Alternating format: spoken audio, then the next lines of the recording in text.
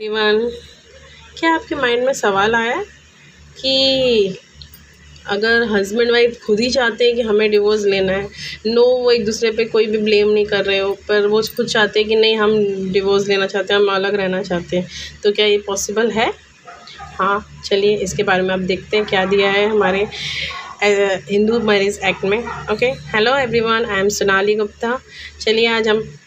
पढ़ते हैं divorce by mutual consent. ठीक है, हिंदू मैरिज एक्ट का सेक्शन 13 का भी हम पढ़ेंगे। लास्ट लेक्चर में हमने डिवोर्स के ग्राउंड्स और डिवोर्स के एक्सप्लेनेशन कंप्लीट किए थे और 13A को भी कंप्लीट किया था, सेक्शन 13A को। ठीक है, अब आज हम कंटिन्यू करते हैं 13B को। ओके, चलिए please carry with you bare act. Okay, चल लेट्स कंटिन्यू। हमारा सेक्शन 13B क्या बोलता है? Divorce by mutual consent. ठीक है, जो भी मैंने आपको भी पहले बताया, डिवोर्स बाय म्यूचुअल कंसेंट। चलिए देखते हैं इस केस में क्या लिखा हुआ है।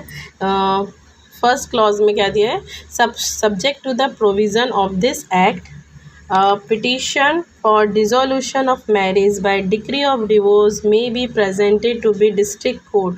by both the parties to a marriage together, whether such marriage was solemnized before or after the commencement of the Marriage Law Amendment Act 1956, 68 of 1976, on the ground that they have been living separately for a period of 1 year or more, than that they have not been able to live together and that they have mutually agreed that the marriage should be dissolved। ठीक है, इसमें ये दिया है कि husband wife 1 साल से भी ज़्यादा एक साथ रह रहे हैं, बट उन दोनों को ऐसा लग रहा है कि हम एक साथ कंटिन्यू नहीं रह सकते हैं, हमें एक दूसरे के साथ सेपरेट ही होना है। तो वो अपने लिए पिटीशन फाइल कर सकते हैं कि हम म्यूचुअली एग्रीड है कि हमें एक दूसरे के साथ नहीं रहना है, हम ये मैरिज को डिसॉल्व करना चाहते हैं। ठीक है, चलिए इसका सब क्लॉज 2 क्या कहता है? On the motion of both the parties made not earlier than 6 month after the date of presentation of the petition referred to the subsection 1 and not later than 18 months after the said date. If the petition is not withdrawn in the meantime, the court shall, on being satisfied after hearing the parties and after the making such inquiry as it think fit, the marriage has been solemnized and that the averment in the petition are true, pass a decree divorce declaring the marriage to be dissolved with effect from the date of decree। इसमें ये दिया है कि दोनों की दोनों party अगर 6 month के बाद, नॉट 6 मंथ से पहले, अर्ली देन 6 मंथ नहीं, 6 मंथ के बाद और 18 मंथ से पहले, then 18 month after she date if the petition, जिस दिन अगर उन्होंने पिटीशन फाइल की है उसके बाद 6 मंथ से लेके 18 मंथ तक वो दोनों को साथ में रखा जाता है, मतलब साथ में उनको टाइम दिया जाता है। अगर फिर भी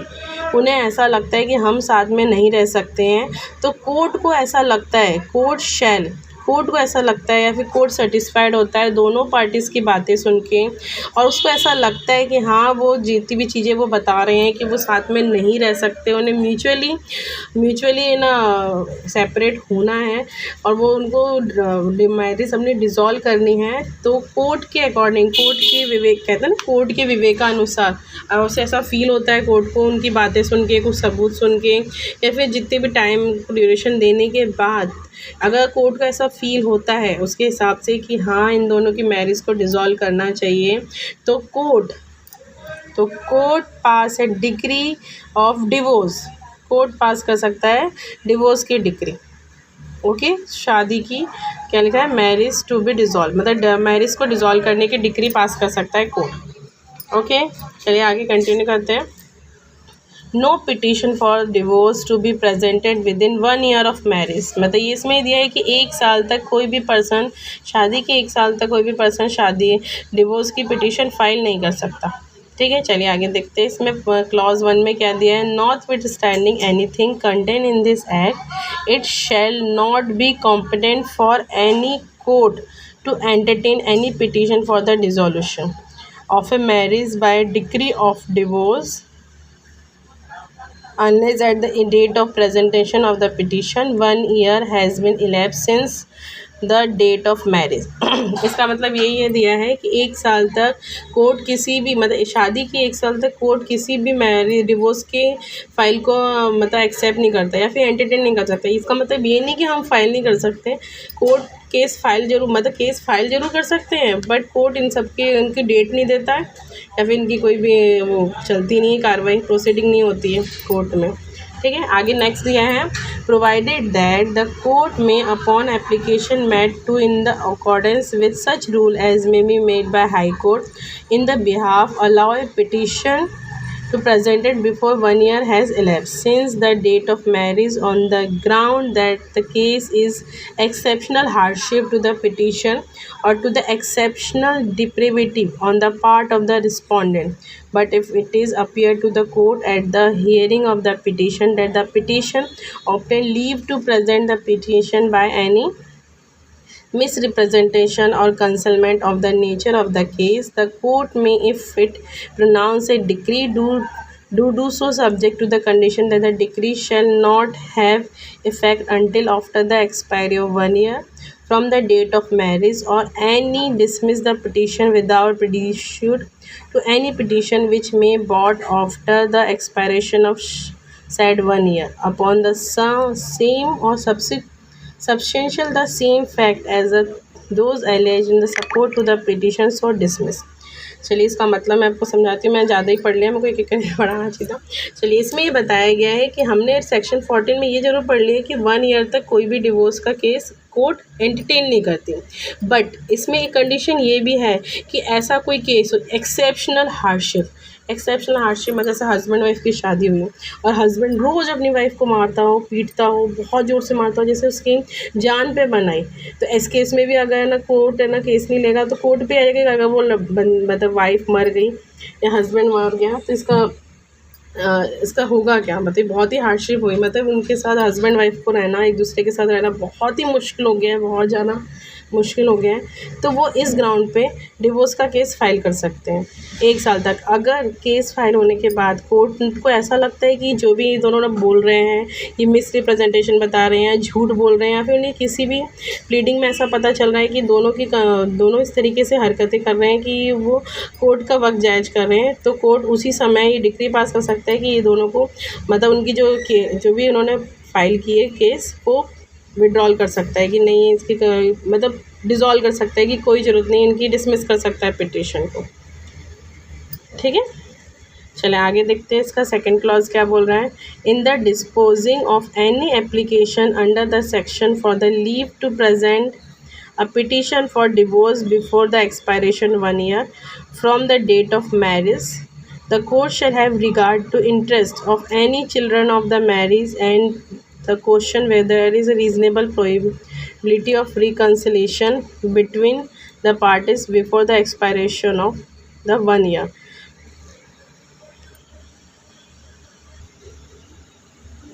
और ये एक सेकेंड ग्राउंड और बनाया जाता है कि कोर्ट इन जितनी भी जो फाइल है 1 साल के अंदर उनको एंटरटेन कर सकती है जो शादी को तोड़ने के लिए कुछ ग्राउंड्स होते हैं, जो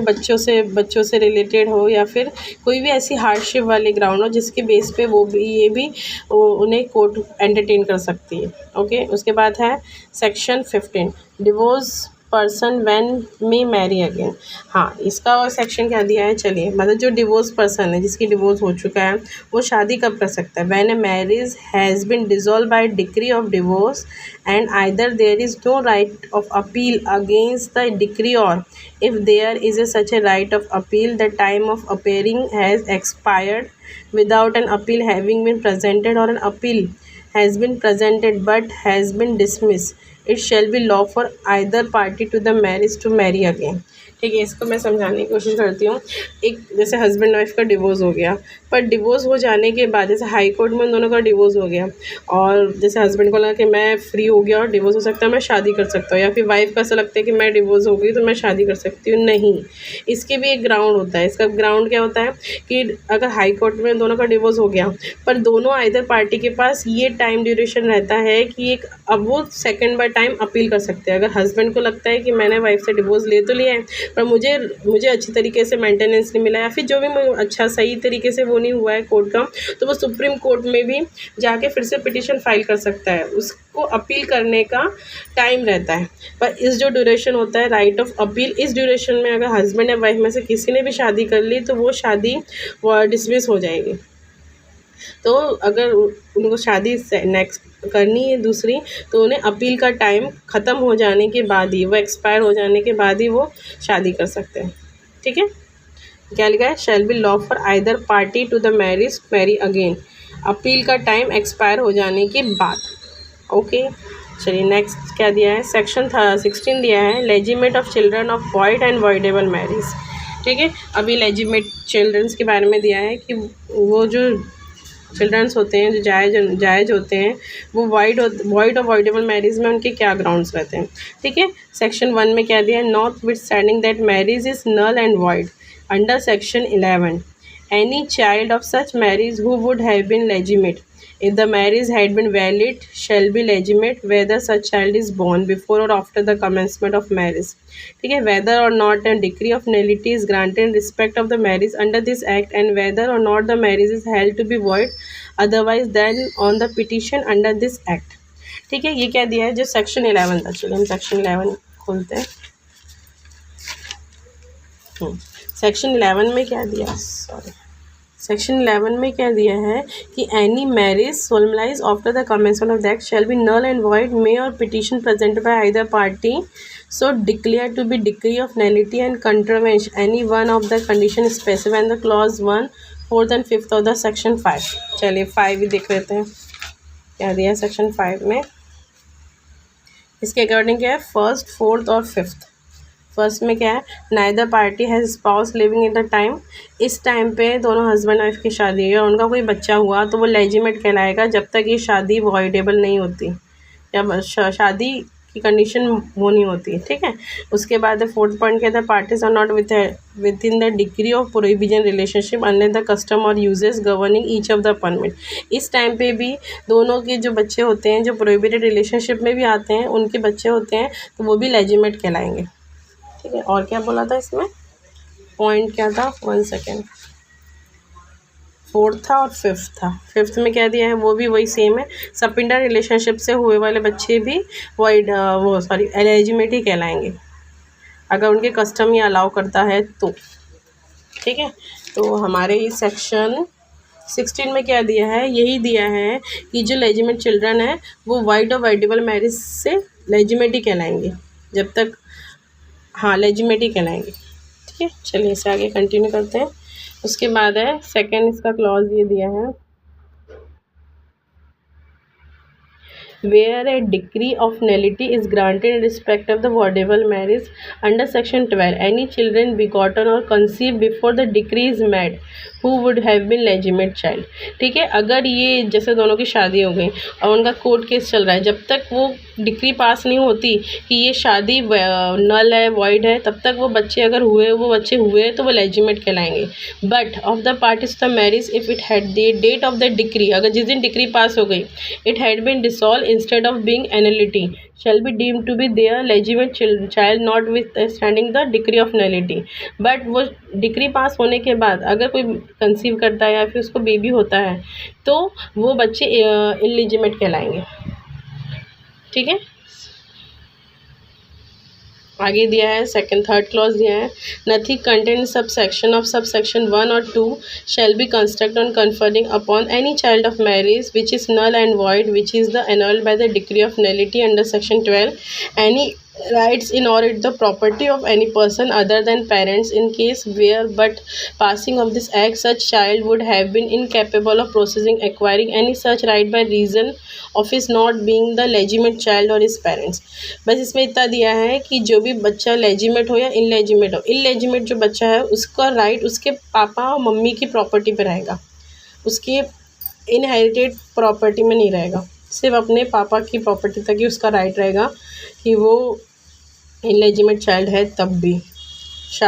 और वो वॉइड मैरिज से हुआ है तो। ठीक है। उसका सेक्शन 17 दिया है पनिशमेंट ऑफ बाइगेमी। बाइगेमी मतलब एक से ज़्यादा शादी करने वाला, उसके क्या पनिशमेंट्स होते हैं, ठीक है। Any marriage between two Hindu solemnise after the commencement of this act is void, ठीक है। मतलब हस्बैंड वाइफ की शादी पहली बार तो वॉइड होती है जो दोनों बाइगेमी होते मतलब दो शादी करते हैं। If the date of such marriage either the party had husband or wife living the provision of section 494 and 495 of Indian penal code, IPC के तहत दोनों पनिशेबल होते हैं। सेक्शन 494 और 490 के अकॉर्डिंग, आईपीसी के अकॉर्डिंग, अगर हस्बैंड या वाइफ में से किसी ने भी दो शादी करी है या फिर उनकी वाइफ जिंदा है शादी करते समय, तो वो पनिशेबल होती है।